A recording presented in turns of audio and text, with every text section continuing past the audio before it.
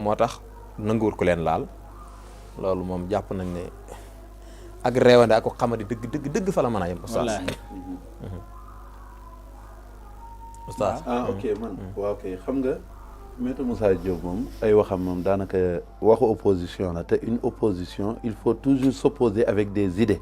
plus que brandir l'argument de la force nañuy opposé wu ci ay idées yoo xam ne mën naa jëriñ réew mi bañ a opposé wu ci idées yoo xam ne intérêt personnel la moom moo wax ne président Ousmane Sonko daa bëri ay xaritu góor jigéen te xam na leen nag da ko cee yokk xam na leen waaye léegi la moo tax mu xam ne kii dafa am ay xaritu góor jigéen élection yi moom moo toppoon ci ginnaaw Sonko rek di ko raayal gannaaw ba ñu war a dajee ñoom ñaar mu taxaw mel ni sëriñ ak taalibe waaw ñoom bu ñebee Sonko rek ci ginnaawam la mais buñ jàkkaarloog moom duñ ko yeb ku ci nekk yaa ngi xalaat noo ko joxee loxo mais xam nga tey réew mi télé boobu mu ko doon waxee foofu loolu du fa njombe parce que télé boobu fu ñuy waxee Sonko lu ñaaw rek ku ko fay def rek ñu invité la man damaa taxaw ne man personnellement fu ñuy xasee Ousmane Sonko du ma fa def émission du ma la seetaan soo ma invité parce que man télé yi musuma sàkku kenn invité ma parce que man bëgguma dem ci ay émission man ñi ma xam ñoo xam nañ ci man ci loolu donc moom bu taxawee ne dafa bëri ay xaritu góor jigéen te Ousmane Sonko ñiy défendre góor jigéen niveau international bi ñëpp ñi ngi ñaxtu ci dëgëral gi mu dëgëral keroog bi mu waxee ci projet de loi bi mu bëgg a proposé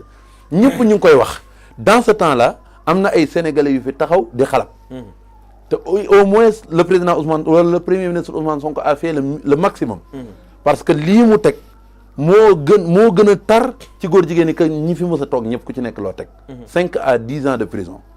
parce que yàlla li mu àttee moom góor jigéen wax naa ko waa Jamra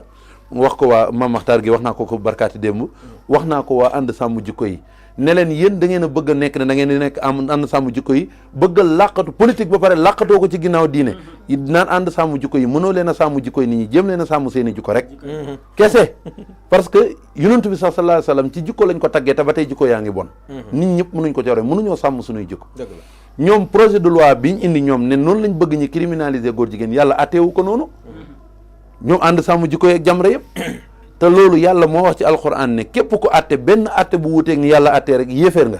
fa man lam yaxkum bi ma anzala allahu fa ulaikumul fasiqun am na fu mu waxee kafirun am na fu mu waxee zalimun ñett yëpp ñëw na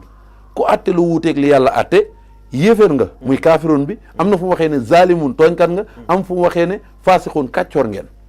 te ñoom loi boobu ñu indi bëgg ko proposé bëgg ko jël Ousmane Sonko dóor ko ci kaw sénégalais yi wane ne dañoo ko dafa waxoon ne bu toogee ñëw fan la ko Sonko mos a waxee bu toogee te même bu ko waxoon ne bu toogee criminalisé ko Sonko toog guddi mais duñ ko wax président bi duñ wax Diomaye moom mu wax ci mbiru góor jigéen gi parce que affaire yi Diomaye ak nguur gi yitteelu leen Sonko ci boppam mooy seen problème loolu mooy la triste réalité donc bu waxee ne moom dafa xam ay xaritu góor jigéenu Ousmane Sonko na ko wax tey su fekkoon ne réew mu état de droit la président bi fi nekk taxaw ne dëgg gi ko taxaw na jóg bu njëkk moom la continuer ni ko no maître Moussa Diop war nañ ko convoqué mais mu wax ko ba pare ñibbi këram di ci glorifié wu opposition bi di ci ànd ñii taxaw naan Ousmane Sonko am na benn xaritam bu sant Seck góor jigéen la kii nangam di wax loolu premier ministre bi te Diomaye Faye taxawoon ne il veut un premier ministre super fort ma ne ko déet xanaa super faible kay parce que premier ministre bu mel ni Ousmane Sonko gën a ñàkk droit ci réew mi mais nekk citoyen Ousmane Sonko nekk chroniqueur sax ko ëpp doole fi parce que au moins sañ naa wax mais bu waxee ñi ne dafa bëri wax su noppee ñi ne instant bi dafa mënut nangam waa léegi maître Moussa Diop bu fekkente ne am na preuve ne président Ousmane Sonko ay xaritu góor jigéen la am nañ ko indi mais pourtant ka nga xam ne moo tax mu koy défendre fi mu toll nii nekkoon ak moom luuba la tax Macky Sall dégagé ko moom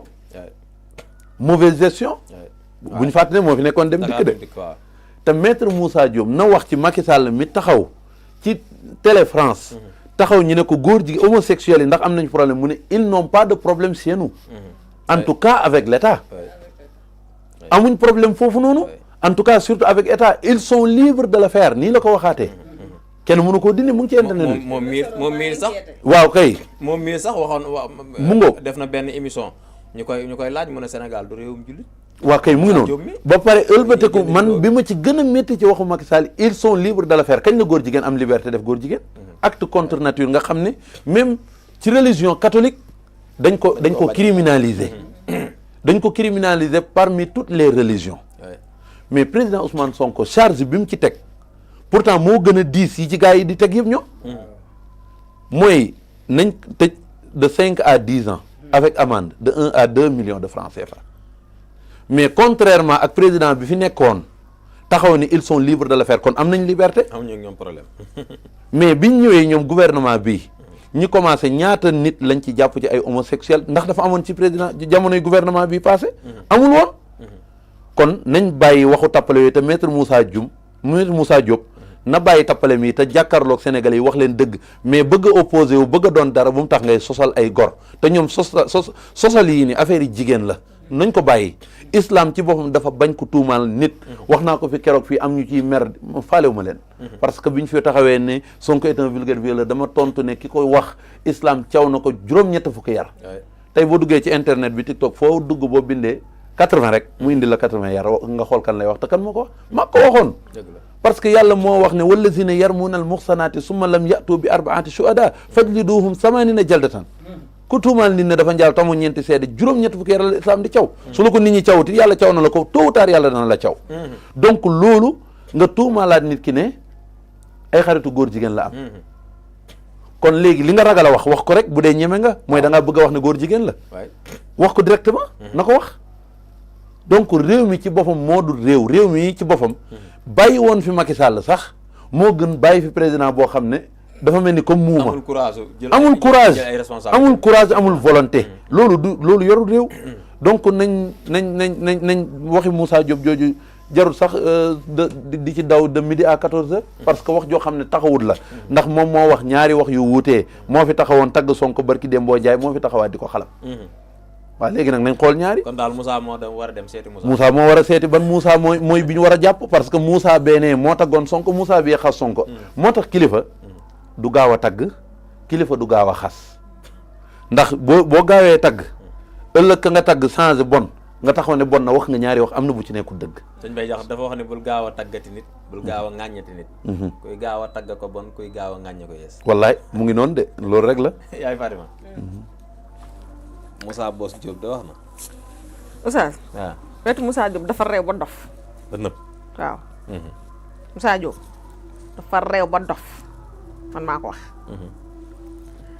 te nee na Ousmane Sonko dafa am xariti góor jigéen te xam na leen góor jigéen képp ay xam moroomu góor jigéenam nag. dëgg la de yow xam nga xamooy góor jigéen. boo taxawee nga ne xam na kii ndiw góor jigéen la te xam naa ne góor jigéen noo def ba xam ne góor jigéen la. waaw dëgg la de. góor jigéen képp ay xam moroomu góor jigéen. ñoom ñi fréquentante ñoo xamante. kon maître moom nañ ko xoolaat moom mooy kan. moom nañ wax mooy kan. muy beneen bi. maître Moussa Diop moo taxaw fii ci loi bii tey muy ŋaañ. bañ fi waxee waxu loi bi lan la waxoon maanaam dafa défendre doon loi booba. waaw te loi boobu ak nag bii li ci changé mooy lan durcissement de la peine. te loolu Ousmane Sonko ko fi def ci. waaw dëgg la de. maître Moussa Diop dafa taxaw ne Sénégal du pays musulman ba nu war a jël yenn sanctions yi di ko teg si ay góor jigéen du loolu la waxoon. ma nga layal Macky. boobu ma ngay layal Macky. waaw. ni loi bi moom ni mu ko gisee nii voilà gisu fi lu fi ñor ban koy màcc ci loi bi. waaw xam kay. waaw ana élément bi sànq moom laa doon revanche sànq ni la néew réewum du réewum jullit na teg élément bi. te religion catholique da ko bannir. na teg élément bi na Bachir teg élément bi ñu. Bachir tegal leen ñu élément Moussa Diop bi mu doon wax ne Sénégal n'est pas le pays des musulmans. léegi nag ñu wax ko lan la ci bible bi wax. ma wax ko léegi teg benn catholique du ko dindi. parce que bible bi dama koy jàng comme ni may jàngee alquran. parce que boo demee bible bi dafay wax ne. tu ne coucheras jamais avec un homme. mu ne si un homme couche avec un homme comme on couche avec une femme ils ont fait tous deux une chose abominable ils seront punis de mort. loolu kan moo ko wax Lévitique 20:13 ci Bible bi. boo demee ba tey ci Romains 1:26 mu ngi wax ne Paul évoque des rapports sexuels contre nature entre femmes puis entre hommes souvent interprétés comme des dénonciations des pratiques païennes de l'époque. boo demee ba tey jeexal foofu bi ci gën a am solo. Lévitique 18:21-22. nee na tu ne coucheras point avec un homme comme on couche avec une femme c'est une abomination. boo demee ci Lévitique 20:13 ba tey moo la waxaat ne si un homme couche avec un homme comme on couche avec une femme ils ont fait tous deux une chose abominable ils seront punis de mort. léegi nag nga xool loolu Bible bee ko wax. nga dem ci islam yonent bi nee na. man wajatumuhu man amala qawmu luutin fa'tulul fa'ila wal maf'ula bihi yonentu bi nee na ku fekk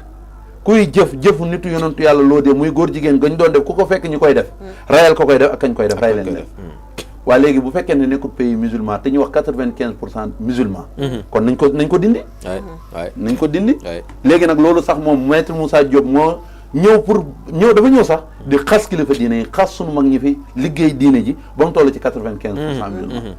yow bu fekkente ne Serigne Mountakha mu ngi fii ci Touba représenté fi maamam Cheikhul Khadim liggéeyal islam ba génn réew mi ñu exilé ko mu ñëwaat Cheikh Ibrahima Niass Seydi El Hadji Malick góor yàlla yooyu yëpp tëdd ci réew mi ba yàlla rusé yi ñi mag ñu tedd ñooñu nga taxaw ne réew mi du réewu jullit Moussa ko wax de mais loolu duñ ci wax xaaral ma ñëwal leen ci feni Moussa Kay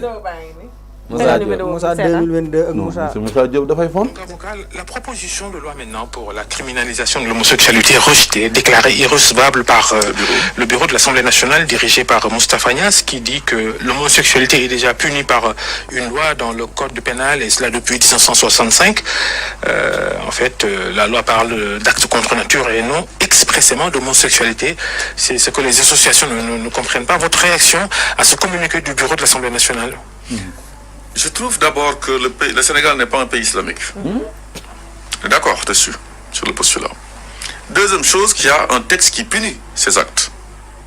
Tout ce qui est demandé aujourd'hui, c'est de renforcer et de durcir les sanctions. Passant, c'était 1 à 5 ans, maintenant on va dire 5 à 10 ans, criminalisés. Moi je pense que les textes qui sont là nous suffisent largement pour lutter contre ces pratiques. Il n'y a pas besoin d'aller corser et demain on va vous interdire les réunions parce que les associations ont pris le relais pour dire écoutez, il n'y a plus de fêtes de danse ou bien s'habiller comme ça devient une infraction. Il faut toujours être un homme de mesure. Moi je me limite à la législation actuelle.